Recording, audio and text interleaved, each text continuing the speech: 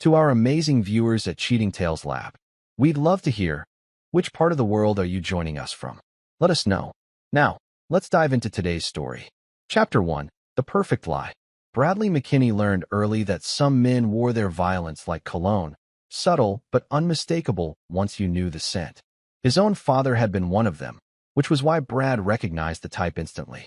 Lonnie Reynolds was cut from the same cloth, though he hid it better behind Rotary Club memberships and a deacon's smile. Brad had been married to Amelia for 3 years, and in that time, he'd watched her father orchestrate their lives like a conductor who couldn't stand anyone else touching the instruments. Where they lived, 4 blocks from Lonnie's house. Where Amelia worked, her father's commercial real estate firm. Even what car they drove, a sensible Toyota, because Lonnie said so. Brad had pushed back on every front, but Amelia would get this distant look in her eyes, agree with her father, and that was that. "You don't understand," she'd say. "He's just protective." Protective. That was the word she always used. Brad grew up in foster care after his mother overdosed when he was 7. He'd bounced through 6 homes before aging out at 18, putting himself through community college with construction jobs, then finishing his business degree at night school. He'd built his own investment consulting firm from nothing, and at 32, he was finally comfortable. But comfort wasn't the same as soft.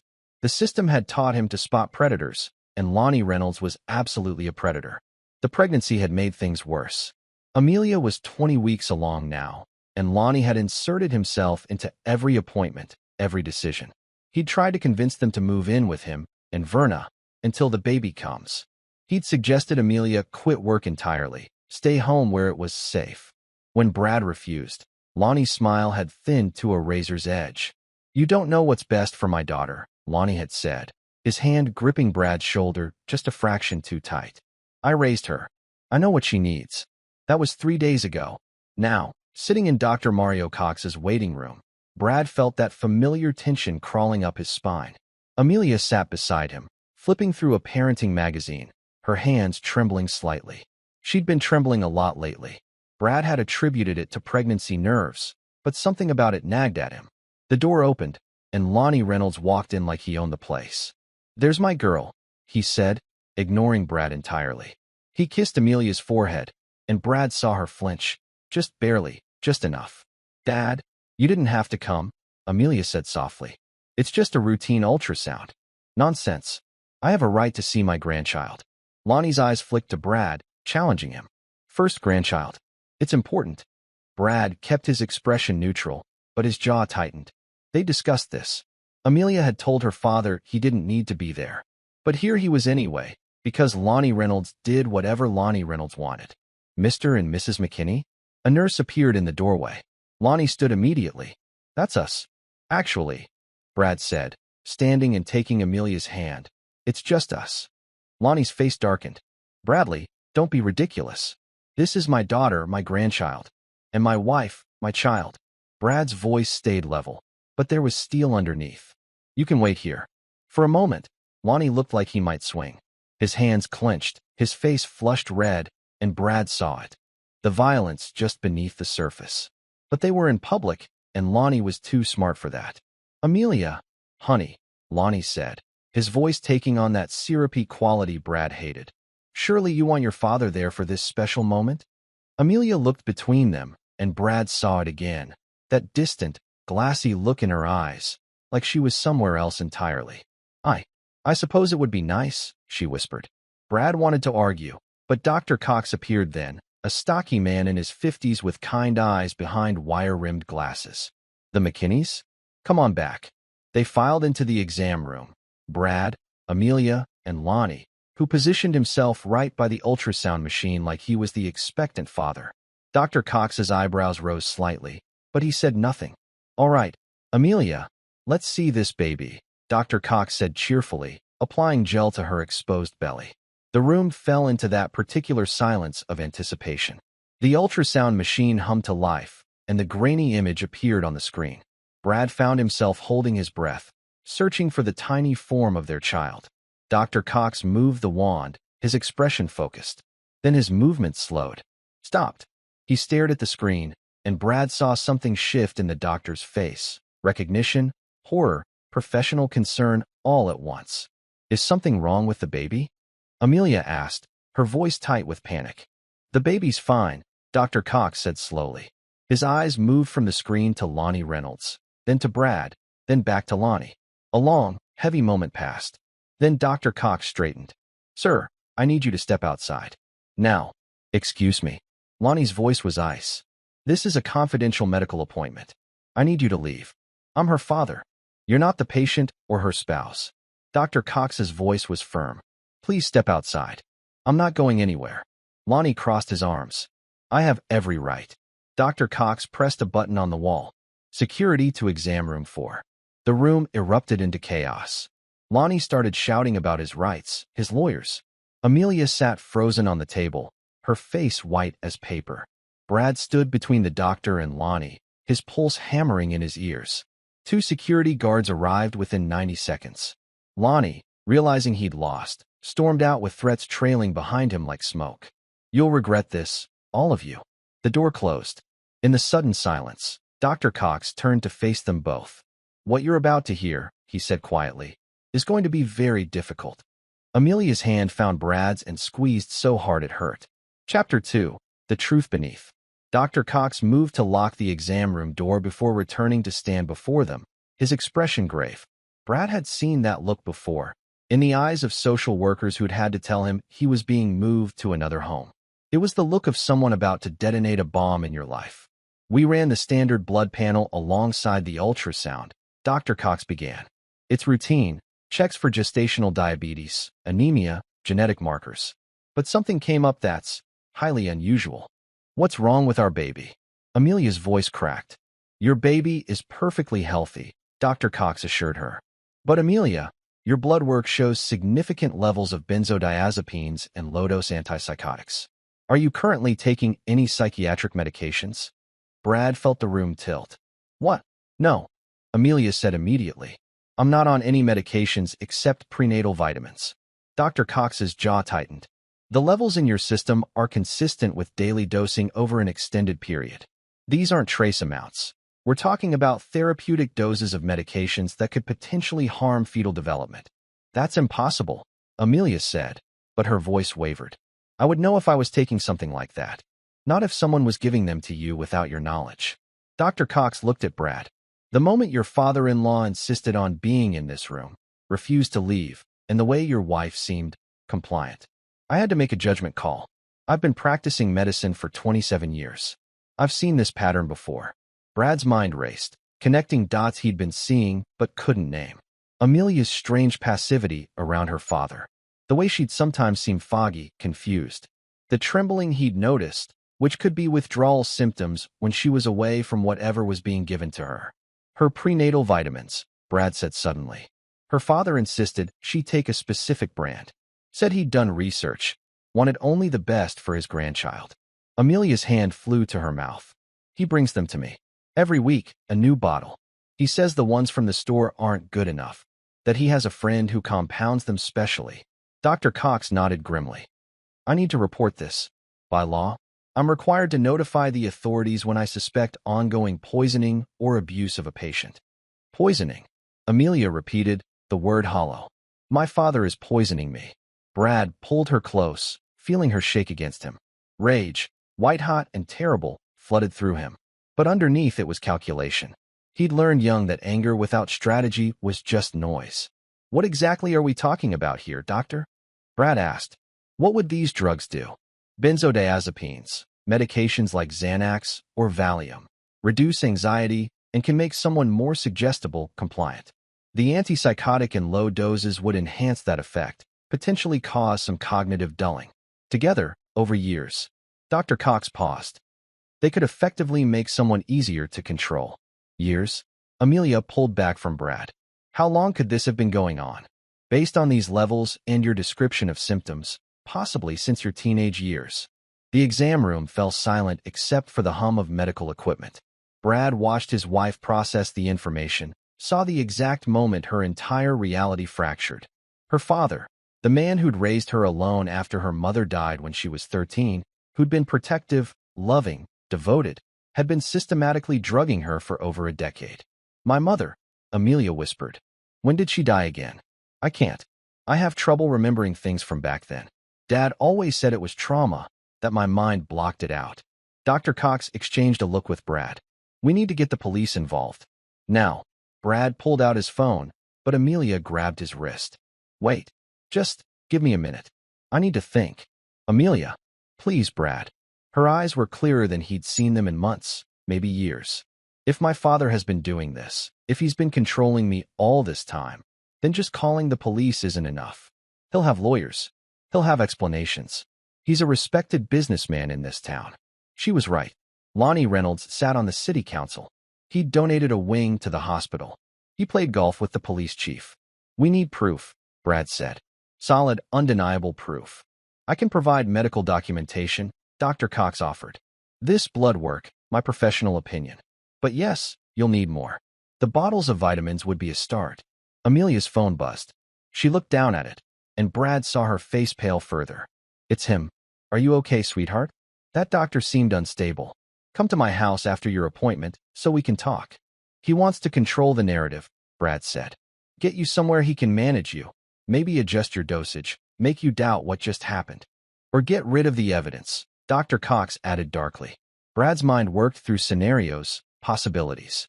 This wasn't just about justice, though he wanted that, desperately. This was about protecting Amelia and their child. About making sure Lonnie Reynolds could never hurt anyone again. Doctor, how long before these drugs are out of her system? The benzodiazepines, a few days. The antipsychotic, possibly a week or two for full clearance. And would she experience withdrawal? Possibly. Anxiety, tremors, insomnia. Nothing dangerous at these doses, but uncomfortable. Brad looked at his wife. Can you do it? Can you pretend nothing's wrong? Keep taking whatever he gives you for a few more days while we build a case. Absolutely not, Dr. Cox interrupted. I can't ethically. What if she palms them? Brad pressed. Makes him think she's taking them. Amelia sat up straighter, and Brad saw something he hadn't seen in a long time. Fire in her eyes. I want to know why. Why would my father do this to me? And I want him to pay for it. Really pay. Amelia, we should involve the authorities, Dr. Cox began. My father has the authorities in his pocket, Amelia said flatly. Brad's right. We need ironclad proof. And I need to understand what I've lost, what he's taken from me. Dr. Cox studied them both for a long moment. Then he sighed. I'll delay filing my mandatory report for 72 hours. That's all I can give you. After that, I'm legally obligated. And I want you, he pointed at Amelia, back here in 3 days for follow-up blood work to confirm the drugs are clearing your system.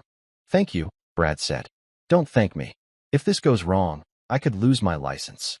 Dr. Cox handed Brad a card. That's my personal number. Any sign of danger, you call me immediately. Understood. They left the office separately. Amelia through the front, Brad through a side exit Dr. Cox showed him. The plan was simple. Amelia would go to her father's house as requested, play the confused daughter, take whatever he gave her, but hide it. Brad would use the time to start digging. Sitting in his truck, Brad called an old acquaintance from his days doing construction. Jerry Webster wasn't someone you'd invite to dinner, but he was someone you called when you needed information the legal way wouldn't provide. Brad McKinney, Jerry answered, surprise in his gravelly voice. Must be 10 years. I need your help, Jerry. And I need it quiet. What kind of help? The kind that involves finding out everything there is to know about a man. The things he doesn't want found. Jerry was quiet for a moment. This personal? As personal as it gets. Then I'm in. Who's the target? Brad looked toward Lonnie Reynolds' office building, visible from the parking lot. A man who's been playing God with people's lives. And I'm going to burn his world down. Chapter 3. The Pattern. 48 hours after the ultrasound, Brad sat in his home office surrounded by documents that painted a portrait of systematic evil. Jerry Webster had delivered faster than expected, and what he'd uncovered made Brad's blood run cold. Lonnie Reynolds' first wife, Amelia's mother, Verna Reynolds, hadn't died of cancer like Amelia had been told.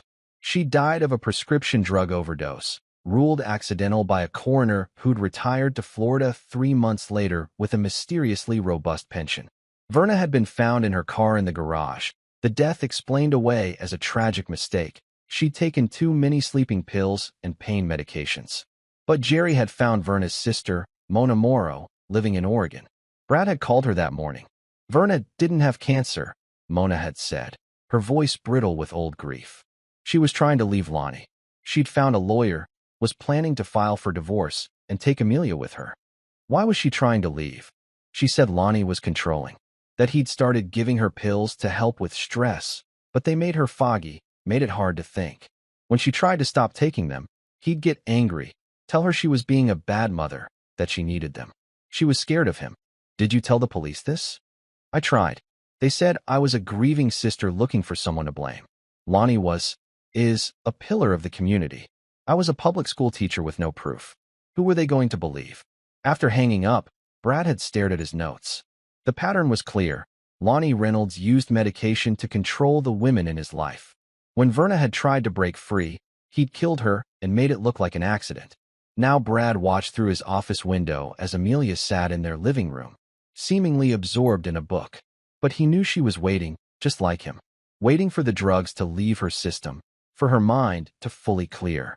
The change in her had been remarkable. For the past 2 days, she'd been palming the vitamins Lonnie gave her, storing them in a bag Brad kept locked in his office safe. Each pill she didn't take, each hour that passed, he saw more of the real Amelia emerge, sharper, angrier, more present. She'd also started remembering things. I was 16 when it started, she'd told him last night, lying in bed in the dark. I remember being angry all the time, fighting with him about everything. Normal teenage stuff. Then one day, I just wasn't anymore. I thought I'd matured, grown up. But I didn't grow up, Brad. He drugged me into compliance. We're going to make him pay, Brad had promised. I know, but I need you to understand something. She'd turned to face him. Whatever you're planning, I'm part of it. This is my life he stole. My revenge to take. Now Brad's phone rang. Jerry Webster. Found something you need to see, Jerry said without preamble. Can you meet me at Murphy's bar in an hour? I'll be there. Murphy's was a dive on the south side, the kind of place where people minded their own business. Jerry was already in a back booth when Brad arrived, a folder on the table between them. Your father-in-law is an interesting guy, Jerry said, sliding the folder across. 3 different women have filed restraining orders against him over the past 20 years. All mysteriously dropped within weeks. Brad opened the folder. Inside were court documents, photographs, medical records that Jerry had obtained through methods Brad didn't want to know about. Janet Gorman filed a restraining order in 2003, claimed Lonnie was stalking her after she ended their relationship. Dropped 2 weeks later. Susie Lopez, 2011, same story. Said Lonnie wouldn't accept that she didn't want to date him. Dropped after 1 week. Bonnie French, 2018, claimed Lonnie was leaving threatening messages. Dropped within days. What happened to them? Brad asked. That's the interesting part. Gorman moved to Alaska 6 months after dropping the order. Lopez moved to Maine. French moved to Texas. All of them left town abruptly. All of them stopped talking about what happened. He scared them off. Or paid them off. Or both. Jerry leaned back. But here's the thing. I found one more. A woman who didn't file a restraining order, but who did file a police report. Guadalupe Jenkins. She dated Lonnie briefly in 2015. When she tried to end things, she claimed he broke into her house and put something in her coffee maker. She got sick, was hospitalized. Talk screen showed benzodiazepines. Brad's hand tightened on the folder. Where is she now? Working as a nurse in Houston. And Brad, she agreed to talk to you. Said if someone's finally going after that bastard, she wants to help. Brad called Guadalupe that afternoon. Her story was chillingly similar to Amelia's. He was charming at first, she said. Swept me off my feet. But when I tried to break up with him, he became obsessed. Showed up at my work, my home. Then I started feeling strange, tired all the time, couldn't think straight. That's when I found the powder in my coffee maker, had it tested. Why didn't the police do anything? His lawyer claimed I'd been using recreational drugs and was trying to blame him. They found a bag of pills in my apartment. Planted. I know they were planted, but I couldn't prove it. So I left. Started over. But I've always wondered if he was doing the same thing to someone else. He is, Brad said. To his own daughter. The silence on the other end was heavy. Then, tell me how I can help. By the time Brad got home, he had a plan forming. But it required perfect timing, absolute proof, and a trap that Lonnie Reynolds wouldn't see coming. Amelia was waiting for him. And for the first time since he'd met her, she looked truly awake. The fog that had always hovered at the edges of her eyes was gone. I remember everything now, she said. The day my mom died, I'd heard them fighting. She was yelling that she was leaving, that she was taking me with her. The next morning, she was dead. And my father told me I must have had a nightmare, that Mom and he never fought, that my grief was making me confused. Then he gave me something to help me sleep. He's been drugging you for 13 years, Brad said. He killed my mother, then trapped me in a chemical prison. Amelia's voice was steady, cold. And now we're going to destroy him. Brad laid out what he'd learned, what he'd planned. As he talked, he watched his wife transform from victim to predator. The Amelia he'd married had been a shadow of who she could be. This Amelia, clear-eyed, sharp, furious, was magnificent. There's one problem, Brad said. We need him to incriminate himself. We need a confession. Amelia smiled, and it wasn't a nice smile. Then we'll get one. I know exactly how. That night, Amelia called her father. Daddy. Her voice was uncertain, childlike, the voice of the drugged daughter Lonnie expected. I'm scared. The baby's been moving funny, and Brad's working late. Can you come over? Brad listened on speaker as Lonnie's concern dripped through the phone. Of course, sweetheart. I'll be right there. Have you taken your vitamins today? Yes, Daddy. Just like you told me. 20 minutes later, Lonnie Reynolds walked into a trap. Chapter 4, The Recording. Lonnie Reynolds arrived at the McKinney house carrying his usual offering, a bottle of what he called premium prenatal vitamins and a practiced expression of fatherly concern. What he didn't know was that Brad had spent the afternoon turning their home into a surveillance station. Hidden cameras covered every angle of the living room. Audio recorders were tucked into vents. And most importantly, the vitamins Lonnie had brought were already in a sealed evidence bag, replaced with decoys. Brad watched from his office via laptop as Lonnie settled into the armchair, his body language radiating ownership. This was a man who believed he controlled every variable, every outcome. Where's Bradley? Lonnie asked, his tone suggesting Brad was an inconvenient detail. Working late, Amelia said, playing her role perfectly. She sat on the couch, hands folded, looking small and uncertain. Everything Lonnie had trained her to be. Daddy, I've been feeling strange lately. Since the ultrasound. Like my head's clearer, but it makes me anxious. Lonnie leaned forward, concern creasing his face. That's why you need to take your vitamins, sweetheart. Pregnancy hormones can do strange things to your mind. The vitamins keep you balanced. I've been taking them every day, just like you said. Good girl. The words made Brad's skin crawl. Dr. Cox seemed unstable at your appointment. I've been making some calls. He has a history of paranoia, making wild accusations. I'm going to file a complaint with the medical board. Brad's jaw clenched. Of course, Lonnie was already working to discredit the doctor. He said something about drugs in my blood. Amelia said carefully. What did he mean? Nonsense. The man is clearly disturbed. Lonnie reached into his pocket and pulled out another bottle. I brought you a new formulation. My chemist friend adjusted it. It'll help with the anxiety you're feeling. What's in them, Daddy? The question hung in the air. Brad held his breath, watching Lonnie's face on the screen. Vitamins, minerals, all natural supplements. Everything you need to stay healthy and calm. Lonnie's smile was warm, paternal. Trust me, sweetheart. Have I ever steered you wrong? Never, Amelia said softly. Then, as if the thought just occurred to her, I was thinking about Mom today. About the day she died. I had a weird memory. Were you two fighting that morning? Lonnie's expression flickered. Just for a second, Brad saw something cold and calculating beneath the mask. Your mother and I never fought, Amelia. You know that. She was sick, and the medications she was taking sometimes made her confused, combative. That's why I had to manage them for her. You gave her medications? To help her, yes. Just like I help you. Lonnie stood, crossing to sit beside Amelia on the couch. He took her hand, and Brad saw her force herself not to flinch. The world is a dangerous place, sweetheart.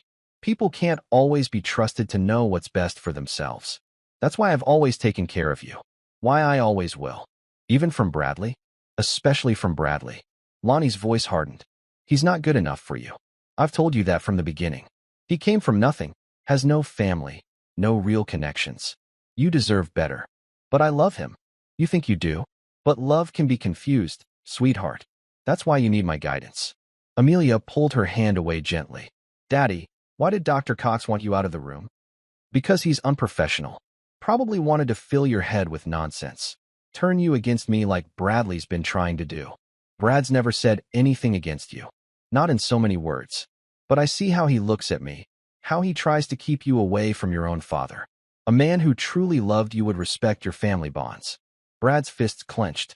The manipulation was masterful, every word designed to isolate Amelia, make her doubt her own judgment. What if I stopped taking the vitamins? Amelia asked suddenly. Lonnie's face went very still. Why would you do that? Just wondering what would happen. You'd put your baby at risk. These aren't ordinary vitamins, Amelia. They're specially formulated for your specific biochemistry. Without them, you could become unstable, even dangerous to yourself and the child. Dangerous how? Your mother stopped taking her medications once. She became paranoid, aggressive, started saying terrible things, making wild accusations. I had to increase her dosage to protect her from herself. Lonnie's eyes bored into Amelia's. I won't let that happen to you. I won't lose another person I love to their own instability. And there it was, as close to a confession as they'd get without pushing harder. Brad checked the recording levels, made sure everything was captured. Amelia shifted tactics. I found some old photos of Mom today. She looked different than I remembered. Happier, before. When was that taken? I don't know what photos you mean. The ones from before she got sick. She was smiling, looked energetic. When did she start her medications? Lonnie stood abruptly. Why all these questions? Has Bradley been putting ideas in your head? No, because if he's trying to turn you against me, we need to address this now. You and the baby should move back home where I can properly care for you. Daddy, I'm married. I have my own home. A marriage can be ended, especially if your husband is a bad influence.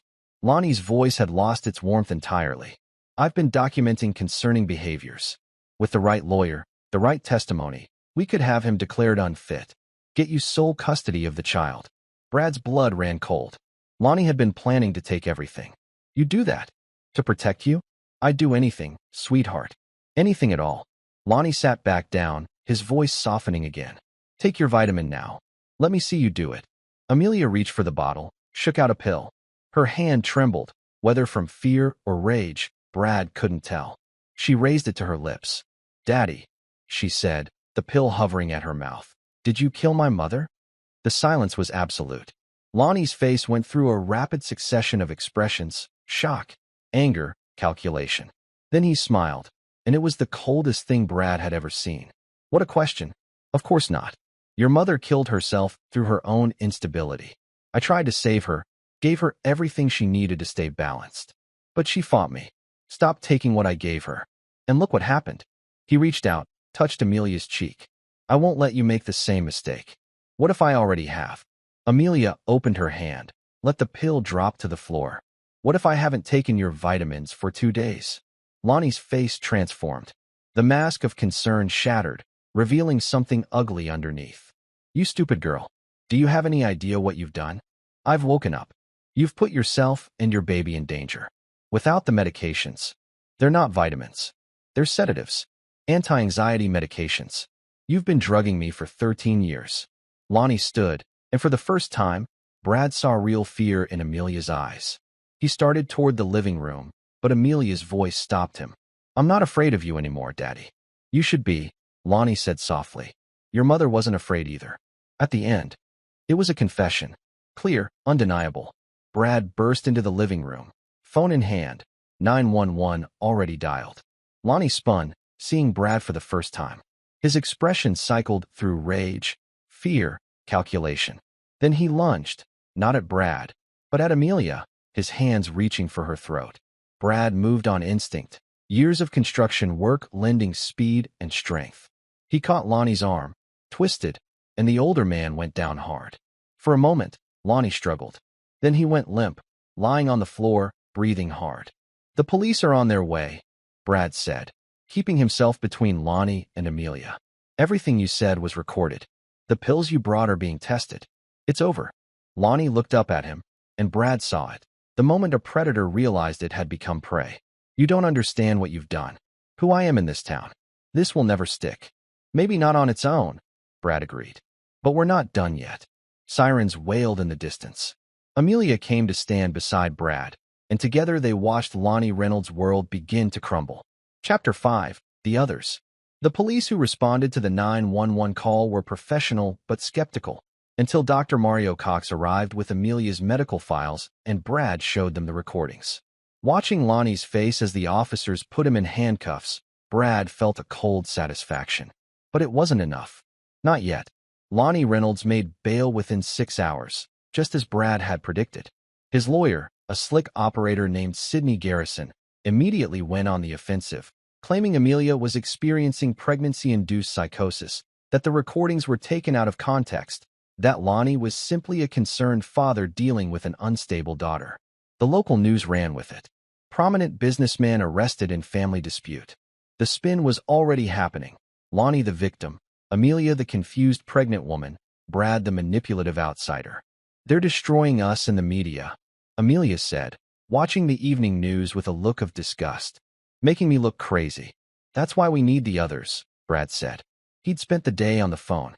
Guadalupe Jenkins had agreed to fly in from Houston. Jerry Webster had tracked down Susie Lopez in Maine, and she'd agreed to testify about the harassment and stalking. Bonnie French had been harder to convince. The terror in her voice when Brad mentioned Lonnie's name spoke volumes. But when she learned other women were coming forward, she'd agreed to join them. Janet Gorman was still in Alaska and wouldn't travel, but she'd given a video deposition describing how Lonnie had stalked her, how she'd found evidence he'd broken into her apartment, how the restraining order had mysteriously disappeared from court records after his lawyer got involved. But the woman who mattered most was Verna's sister, Mona Morrow. She arrived at Brad and Amelia's house 3 days after Lonnie's arrest, a trim woman in her 60s with steel gray hair and eyes that had seen too much grief. "You look just like her," she said when she saw Amelia. "Like Verna at your age." Amelia embraced her aunt, and Brad saw tears on both their faces. "Tell me about my mother," Amelia said. "The real her, not the version Dad told me." They sat in the kitchen, and Mona painted a picture of a vibrant, intelligent woman who'd been slowly erased. "Verna was a teacher, did you know that? She taught English at the high school. Loved books, loved her students. She met Lonnie at a charity function. He was charming, successful, seemed perfect. They married within a year. When did things change? Gradually. First it was suggestions about her appearance, her friends. Then he convinced her to quit teaching, said she should focus on being a wife and mother. After you were born, he became more controlling. Who she could see, where she could go. When she tried to push back, he'd get cold, withdraw affection until she complied." "The drugs?" Brad asked. "Started about a year before she died. She told me he'd brought home some supplements, said they'd help with her stress. She started taking them, and I watched my sister become a ghost of herself. Docile, agreeable, absent. When she realized what was happening and tried to stop, he'd get angry, threatening. She was trying to leave him when she died," Amelia said. Mona nodded. "She'd contacted a divorce lawyer, was planning to take you and disappear. She was terrified but determined. Then one morning, I got a call that she was dead. Overdose, they said. Accidental. But you didn't believe it. Verna was many things, but careless wasn't one of them. She would never have taken too many pills accidentally, especially not with a child in the house. I told the police, told anyone who'd listen, but Lonnie had connections. The coroner ruled it accidental, case closed. I'm going to need you to testify, Brad said. Tell a jury what you just told us. I've been waiting 13 years to do exactly that. Over the next week, Brad and Amelia built their case with the methodical precision of people who knew they'd only get one shot. The pills Lonnie had brought were tested, benzodiazepines and low-dose antipsychotics, exactly as Dr. Cox had suspected. The bottles Amelia had been secretly collecting tested the same. Jerry Webster continued digging and found something explosive. Lonnie had a sealed juvenile record. It had taken considerable effort and borderline illegal hacking to access, but what they found was chilling. At 17, Lonnie Reynolds had been accused of drugging a classmate at a party. The charges had been dropped when the girl's family suddenly moved out of state, but the investigating officer's notes told a darker story. Subject shows concerning pattern of need for control, the notes read. Recommends psychiatric evaluation. The evaluation had never happened. Lonnie's family, wealthy and connected even then, had made the problem disappear. Brad arranged a meeting with the district attorney. a sharp woman named Cecilia Tracy who'd built her career on taking down untouchable predators. "You've got a pattern," she said, reviewing the evidence spread across her conference table. 3 women willing to testify about harassment and stalking. One about a drugging attempt. The victim's sister about suspicious circumstances around the first wife's death. Medical evidence of ongoing drugging of his daughter. And recordings of him essentially confessing. But Brad heard the hesitation in her voice. "But Lonnie Reynolds is connected. His lawyer will argue the stalking victims are lying for attention. That the drugs in Amelia's system were prescribed by a doctor for anxiety. We've seen him already planting that narrative. That the recordings are taken out of context. That Verna's death was investigated and ruled accidental years ago and can't be reopened without new evidence. So what do we need?" Cecilia looked at Brad, then Amelia. "We need him to bury himself. We need him so desperate, so convinced he can fix this, that he does something we can't explain away." That night, Amelia made a call. Her hands shook, but her voice was steady. "Daddy? It's me. I need to talk to you. Alone." On the other end, Lonnie Reynolds took the bait. Chapter 6. The Trap.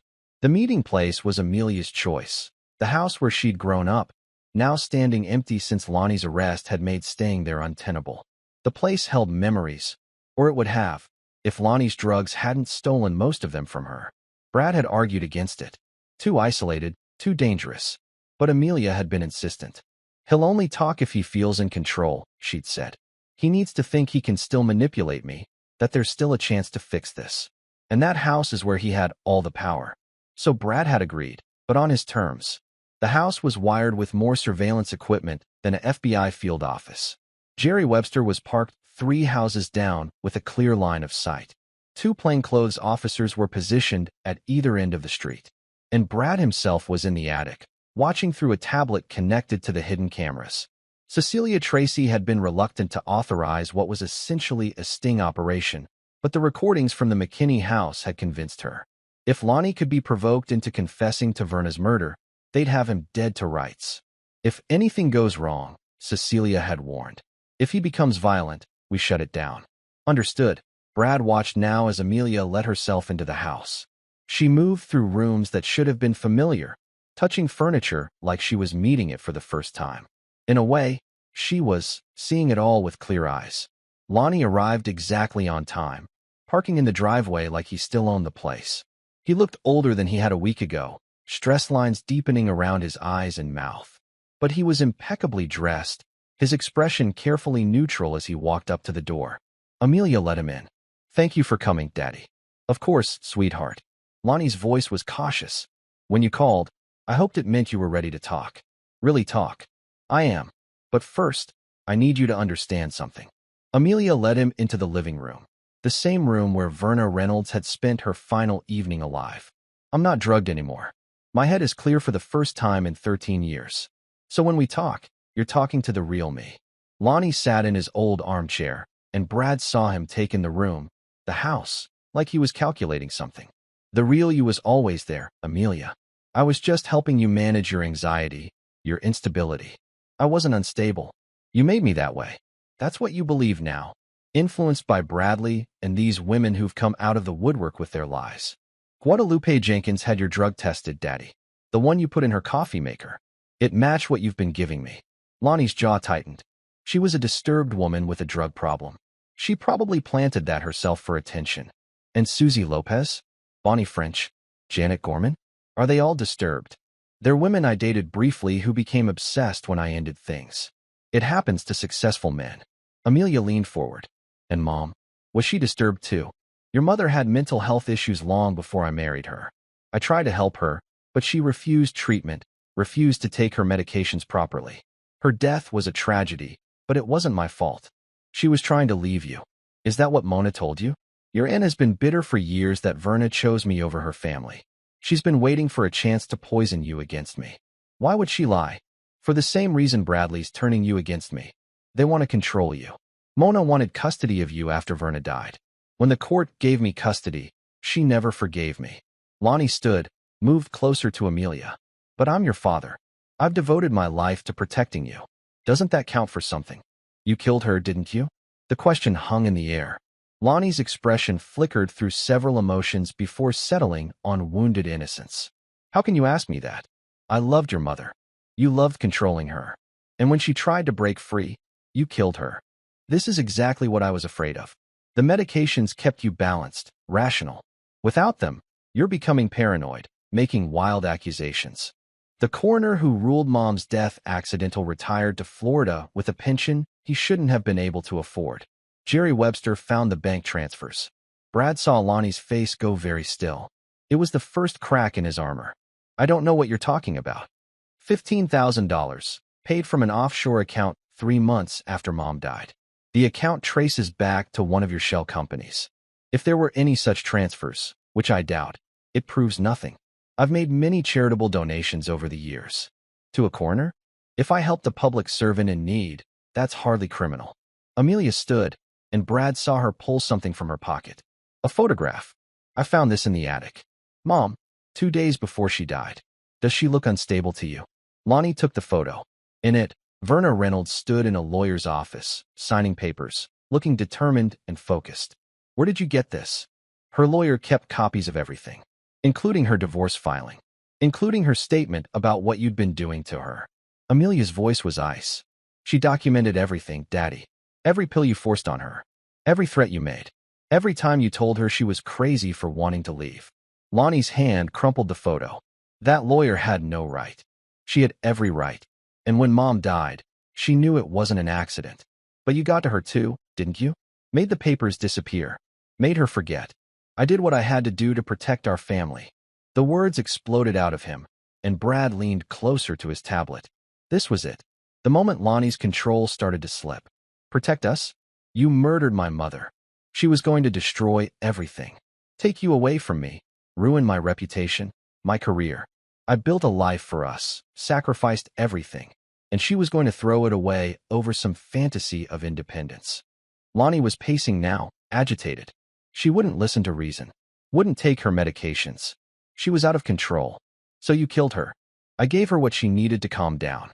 She took more. That was her choice. You forced them down her throat, didn't you? Made it look like she overdosed accidentally. Lonnie spun to face Amelia, and Brad saw murder in his eyes. She wouldn't stop fighting. Kept screaming about how she'd tell everyone.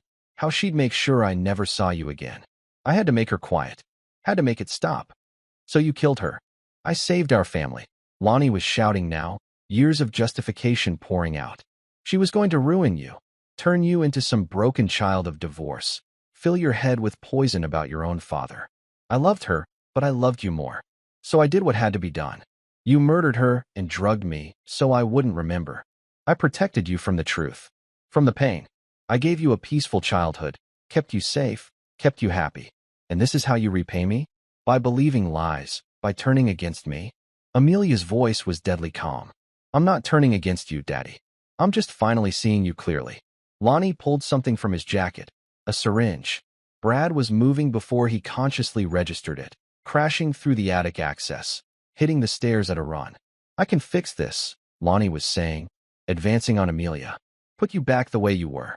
Help you forget all these terrible lies. Brad hit the living room at full speed. Lonnie spun, saw him, and made a choice.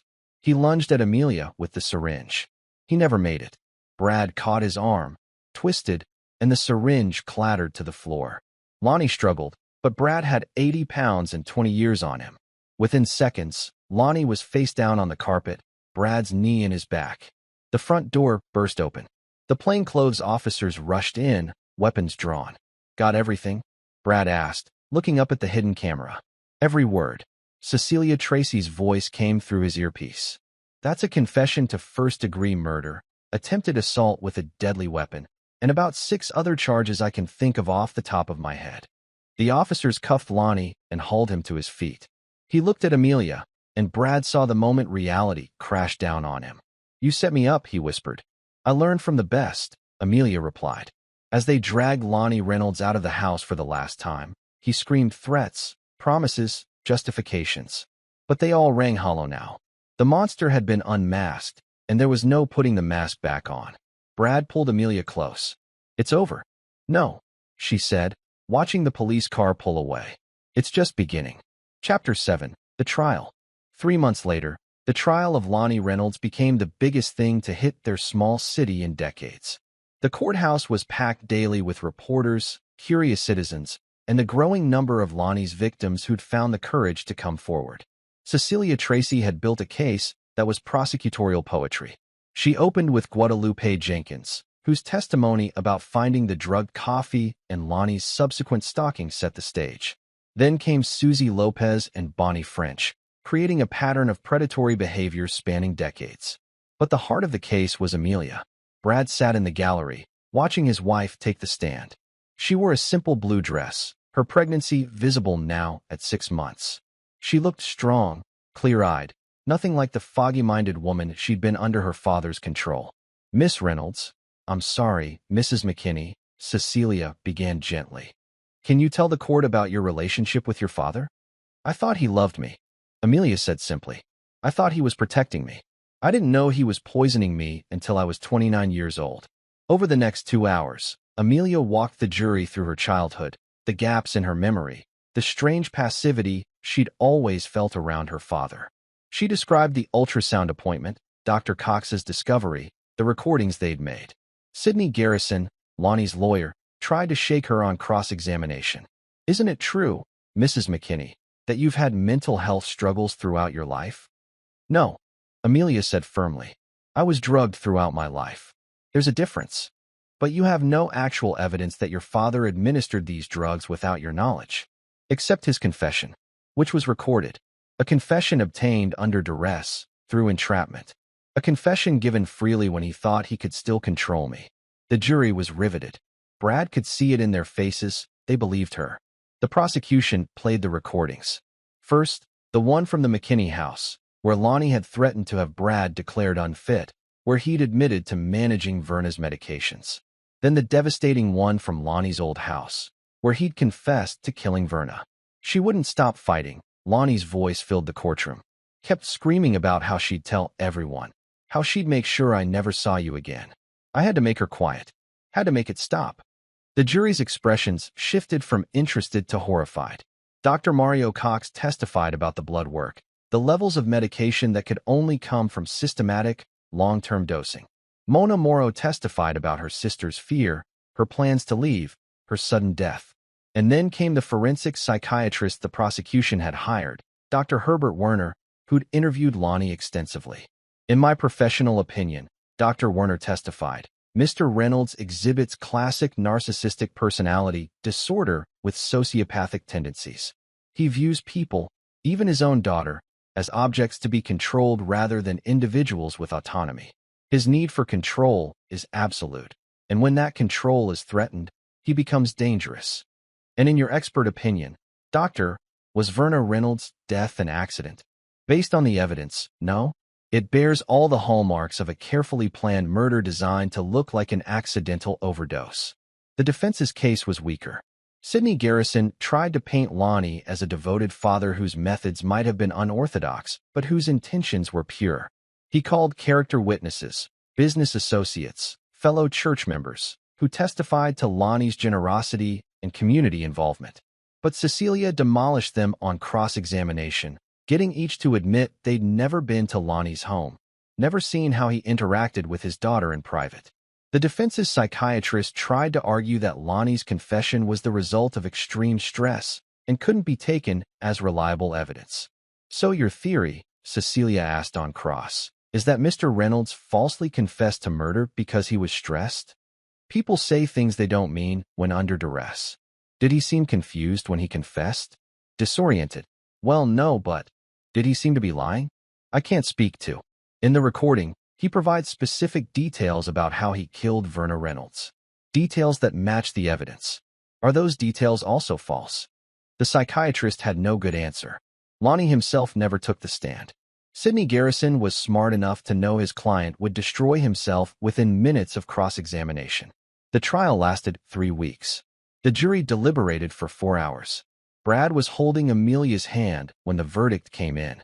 She squeezed so hard he thought his bones might crack, but he didn't let go. "On the count of first-degree murder in the death of Verna Reynolds, how do you find?" "Guilty." "On the count of attempted assault with a deadly weapon?" "Guilty." "On the count of poisoning?" Guilty. Guilty on all counts. Lonnie Reynolds sat motionless as his attorney slumped beside him. In the gallery, Mona Morrow wept. Guadalupe Jenkins smiled grimly. Amelia simply breathed. Sentencing was set for 2 weeks later.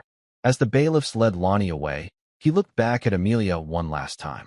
"I only ever wanted to protect you," he called out. "I know," Amelia replied. "That's what made you so dangerous." Chapter 8. The Reckoning. The 2 weeks between verdict and sentencing were surreal. Media requests poured in. Everyone wanted to interview the daughter who'd brought down her powerful father. Amelia declined them all except one, a local journalist named Robin Moses who'd been writing about domestic abuse for years. "I want other people to know," Amelia told Brad. "Women who feel like something's wrong but can't name it. People who think they're crazy because someone told them they are. I want them to know they're not alone." The article ran 3 days before sentencing. It was powerful, unflinching, and it mentioned something Brad hadn't known Amelia was planning: a foundation. "The Verna Reynolds Foundation," Amelia explained when he asked. "For victims of coercive control and medical abuse. We'll provide legal support, medical evaluations, safe housing. Everything my mother needed but never got. How are we funding this?" Amelia smiled. "Lonnie's assets. The house, his business accounts, everything. Once he's sentenced, I'm his only heir. Every dollar he earned through intimidation and control will go toward helping people escape from men like him." Brad pulled her close, overwhelmed by her strength. The woman he'd married had been a shadow. The woman standing before him now was a force of nature. Sentencing day arrived gray and cold. The courtroom was packed again, but this time the energy was different. The trial had been about establishing guilt. This was about justice. Cecilia Tracy spoke first, laying out an aggravating factors that justified the maximum sentence: premeditation, abuse of trust, multiple victims, lack of remorse. Sidney Garrison argued for leniency, citing Lonnie's age, his prior clean record, not mentioning the sealed juvenile case, his contributions to the community. Then Judge Orlando Duncan asked if anyone wished to make a victim impact statement. Amelia stood. She walked to the podium, placed her hands on it for support, and faced the man who'd controlled her entire life. "For 13 years, you stole my mind," she began, her voice steady. "You took away my ability to think clearly, to make my own choices, to be my own person. You murdered my mother and then drugged me so I couldn't remember, couldn't question, couldn't grieve properly." Lonnie stared straight ahead, his face a mask. "You made me doubt myself, doubt reality, doubt everyone who tried to help me. You isolated me, controlled me, and told me it was love. And for 13 years, I believed you." Amelia's hand moved to her stomach, to the child growing inside. "But you made a mistake. You let me get pregnant. And when you tried to force your way into that ultrasound, when you refused to leave even when asked, Dr. Cox saw what you were. And he saved me. I'm going to have a daughter," Amelia continued. "And she's never going to know you. She's going to grow up free, with a mother who has her own mind and a father who respects it. She'll never take a pill she doesn't understand. She'll never be told she's crazy for trusting her instincts. She'll be everything I couldn't be, everything my mother wanted to be." Tears ran down Amelia's face now, but her voice never wavered. "You took 13 years from me. I'm asking Judge Duncan to make sure you never have the chance to take anything from anyone ever again." She returned to her seat beside Brad, who took her hand. Mona Morrow spoke next, her testimony brief but devastating. "My sister died terrified and alone, at the hands of a man who claimed to love her. I've carried that for 13 years. I hope I carry it for 13 more, knowing he's paying for what he did." Finally, Judge Duncan asked Lonnie if he wished to speak. Sidney Garrison started to advise against it, but Lonnie stood anyway. For the first time since the verdict, he looked directly at Amelia. "I did everything for you," he said, his voice cracking. "Every single thing was to protect you, to give you the best life possible. Your mother was going to destroy our family. I couldn't let that happen. Mr. Reynolds," Judge Duncan warned, "I'd advise. I loved you more than anything in this world. And you betrayed me. You betrayed everything I built for you." Lonnie's voice rose. "You're making a mistake. Without my guidance, without my protection, you're going to fall apart. You'll see. You need me, Amelia. You'll always need me. Mr. Reynolds, that's enough. I should have given you higher doses. Should have made sure you never." "Bailiff," Judge Duncan's gavel cracked down. Remove the defendant. As the bailiffs grabbed Lonnie, he kept shouting, "You're nothing without me. You hear me? Nothing." The courtroom door closed on his screams. Judge Duncan sat in silence for a long moment. Then he spoke. "In my 30 years on the bench, I have never encountered such a complete absence of remorse, such a fundamental inability to recognize the humanity of others. Mr. Reynolds, you are a danger to society and will remain so for the rest of your natural life. On the charge of first-degree murder, I sentence you to life in prison without possibility of parole. On the charges of poisoning and attempted assault, I sentence you to 25 years consecutive. On the remaining charges, sentences to run concurrently." The gavel fell. Lonnie Reynolds would die in prison. As they led him away, he didn't look back. Chapter 9. The Beginning. For months later, Amelia gave birth to a healthy baby girl. They named her Verna Mona McKinney, and she had her mother's eyes and her grandmother's smile. Brad held his daughter in the hospital room, watching Amelia sleep peacefully for the first time in what might have been years. No drugs clouding her mind. No fear in her dreams. Just rest. Mona arrived that afternoon, and Brad watched the older woman cradle her grandniece with tears streaming down her face. "She looks just like Verna did," Mona whispered. "Just like her. She'll know her grandmother's story," Amelia said from the bed. The truth of it, not the lie Lonnie told. The foundation had launched 2 weeks earlier. Already, they'd received over 300 calls from people seeking help. Women who'd been told they were crazy, men who'd been gaslit by partners, children who knew something was wrong but couldn't name it. Guadalupe Jenkins had signed on as the medical director, using her nursing background to help victims get proper evaluations, find doctors who understood coercive control. Jerry Webster, surprisingly, had volunteered to handle security for the shelters they were opening. "Spent too long helping the wrong people," he'd told Brad. "Time to balance the scales." The story had gone national. Other victims of Lonnie's had come forward. Not just romantic partners, but business associates he'd manipulated, employees he'd controlled. The pattern was everywhere once people knew to look for it. Lonnie's business empire had collapsed. The commercial real estate firm was being liquidated, with proceeds going to victims' compensation and the foundation. His name was being stripped from the hospital wing, the community center. Everywhere, he'd bought respectability. Sidney Garrison had been censured by the bar for his aggressive tactics during the trial. Several of Lonnie's character witnesses had issued public apologies, admitting they'd been fooled by a master manipulator. And Lonnie himself sat in maximum security, where Brad heard through the legal grapevine that he was not adjusting well. Narcissists rarely did well in environments where they had no control. "Do you ever regret it?" Amelia asked one night, as they sat with baby Verna between them. "Going after him so hard?" The trial was brutal. Brad considered the question. His wife had been dragged through the media, her privacy invaded, her trauma made public. They'd both received threats from Lonnie's remaining supporters. But Amelia was free. Their daughter would grow up safe. And dozens of other people had found the courage to escape their own situations after seeing Lonnie brought down. "No," Brad said. "Not for a second."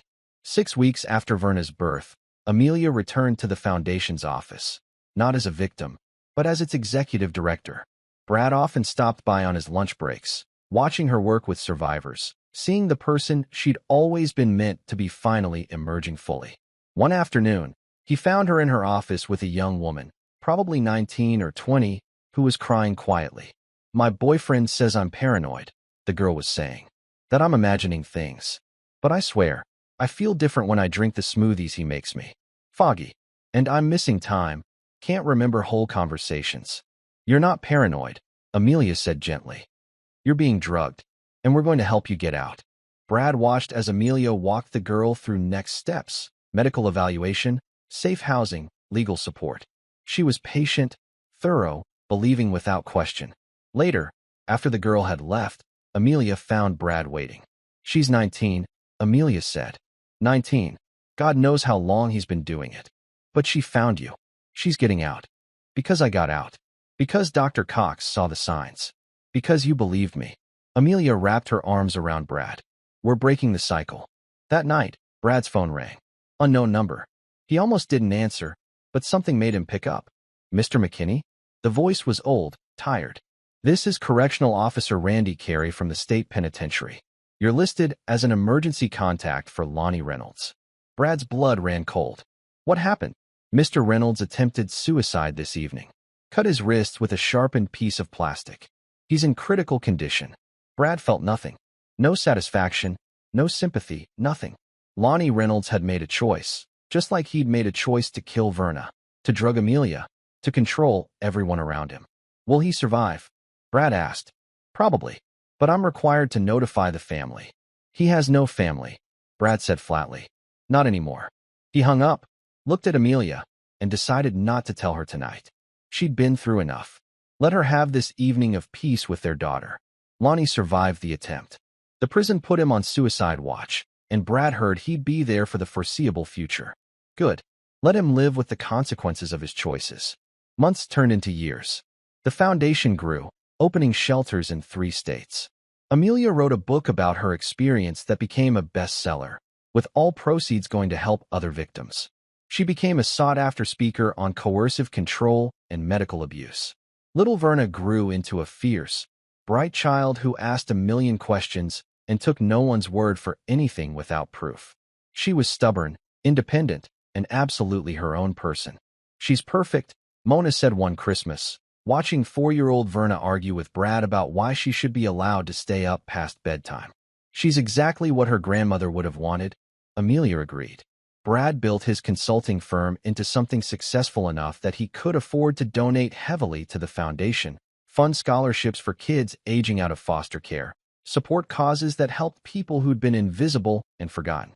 He never forgot where he came from, never forgot what it felt like to be powerless. And he made damn sure that in his corner of the world, the Lonnie Reynolds of the world didn't win. On the 7th anniversary of that ultrasound, the day that had changed everything, Brad and Amelia stood in the newly opened Verna Reynolds Memorial Shelter, the foundation's flagship location. Your mother would be proud, Brad said. I think she would, Amelia agreed. I think she'd be glad her death meant something, that it saved people. You saved people. She gave you the strength to fight back. Amelia smiled, watching through the window as Verna played with other children in the shelter's courtyard. We saved each other. You, me, Dr. Cox, Mona, Guadalupe, all of us. That's how you beat people like Lonnie. You refuse to be alone. That night, Brad got a final call about Lonnie Reynolds. The man had died of a heart attack in his cell. No foul play suspected. Just a 70-year-old man's body finally giving out. Brad felt that same nothing he'd felt when Lonnie had tried to kill himself. The man was gone, but the damage he'd done lived on in every person he'd hurt, every life he'd twisted. But those people were healing now. They were free. And that was victory enough. Brad looked at Amelia, at Verna, at the life they'd built from the ashes of Lonnie's carefully constructed prison. They'd won. Not because Lonnie was dead, but because they were alive, truly alive, for the first time. The ultrasound had revealed more than a growing child.